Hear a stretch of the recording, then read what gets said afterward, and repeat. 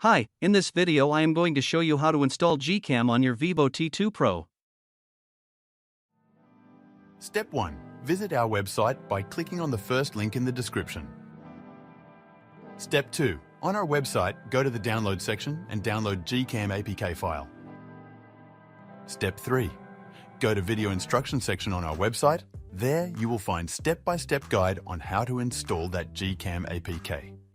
That's it. Don't forget to visit our website for complete instructions and APK file. Lastly, here's some GCam versus stock camera app comparison.